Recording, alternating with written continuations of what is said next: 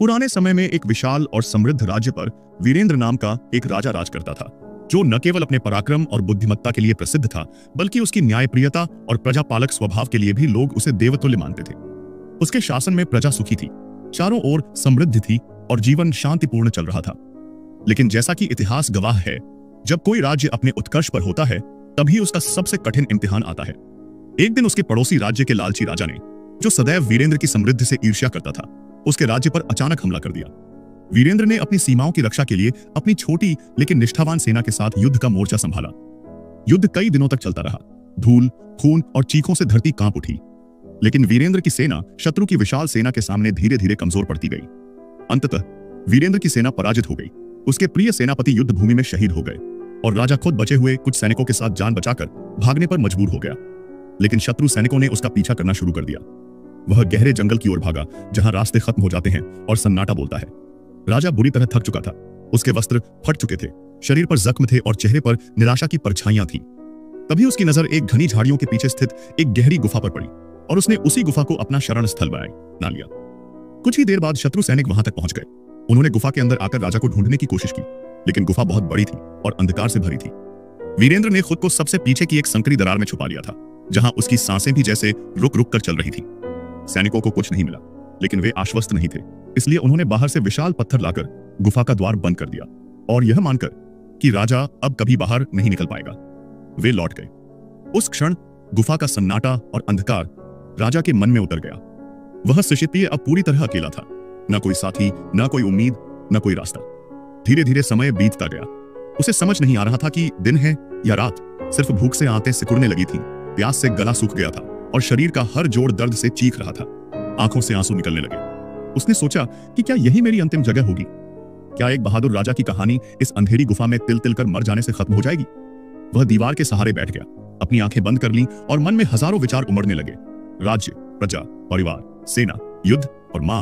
हाँ, माँ की याद आ गई। माँ की कोमल गोद, उनके वो शब्द जो वे बचपन में अक्सर कहा करती थी।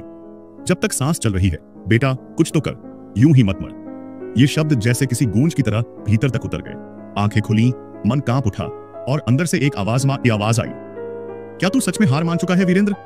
उसी क्षण राजा ने ठान लिया कि वह इस गुफा से बाहर निकलेगा, चाहे उसके हाथ लहूलुहान हो जाएं या जान ही क्यों न चली जाए। उसने पत्थरों को हटाने की कोशिश शुरू की, लेकिन वे इतने भारी थे कि शरीर की बची खुची ताकत जवाब दे गई। फिर भी उसने हार नहीं मानी, लगातार धक्का देता रहा। धीरे धीरे एक पत्थर हिला, फिर दूसरा सरका, हाथों की चमड़ी छिल गई, खून बहने लगा, सांसें तेज हो गईं, लेकिन मन में अब एक ही मंत्र था, कुछ तो कर, यूं ही मत मर। घंटों की मेहनत के बाद उसने एक छोटा सा रास्ता बना लिया, जहां से वह सरक कर बाहर निकल सकता था। जैसे ही वह गुफा से बाहर निकला, सूरज की किरणें उसकी आंखों में पड़ी और वो फूट फूट कर रो पड़ा। वह अब केवल एक राजा नहीं था, बल्कि एक ऐसा इंसान था जिसने मृत्यु से लड़कर जीवन को चुना था। बाहर निकलने के बाद वह जंगल पार कर अपने मित्र राज्य पहुंचा, जहां के राजा ने उसे देखकर गले लगा लिया। उसकी हालत देखकर सभी चकित थे, लेकिन उसकी आंखों में अब एक अलग चमक थी, जो किसी साधारण मनुष्य की नहीं, बल्कि एक योद्धा की थी, जिसने अपने अंत के अंधकार को भेद कर आशा की रोशनी देखी थी। मित्र राजा ने तुरंत उसकी मदद की, एक नई सेना तैयार की और दोनों ने मिलकर फिर से वीरेंद्र के राज्य पर चढ़ाई की। इस बार वीरेंद्र के पास सिर्फ तलवार नहीं थी, बल्कि उसके साथ था अनुभव, धैर्य, विश्वास और हार न मानने का जीवंत उदाहरण। उसने शत्रु को परास्त किया, राज्य को फिर से प्राप्त किया और अपने लोगों के दिलों में पहले से भी गहरी जगह बना ली। लोग कहते हैं कि राजा तो बहुत होते हैं, लेकिन जो अंधेरे से वापस रोशनी की ओर आए, वे ही असली शासक होते हैं। वीरेंद्र की कहानी आज भी लोगों के मन में प्रेरणा की तरह जीवित है। यह कहानी हमें सिखाती है कि जब सब रास्ते बंद नजर आए, जब जीवन से उम्मीद टूटने लगे, तब भी अगर भीतर से एक आवाज उठे, कोशिश करो, अभी सब खत्म नहीं हुआ, तो वही आवाज हमें हमारी सबसे बड़ी हार से भी निकाल सकती है। असली हार तब नहीं होती जब हम गिर जाते हैं, बल्कि तब होती है जब हम उठने की कोशिश छोड़ देते हैं। इस कहानी में छिपा जीवन का सबसे बड़ा सत्य यही है कि जीत उसी की होती है जो आखिरी सांस तक उम्मीद से लड़ता है। अगर आपको हमारा वीडियो अच्छा लगे तो इसे लाइक करें और हमारे चैनल को सब्सक्राइब जरूर करें। आपका एक लाइक और सब्सक्राइब हमें और बेहतर कंटेंट बनाने के लिए प्रेरित करता है। आपका साथ ही हमारी ताकत है।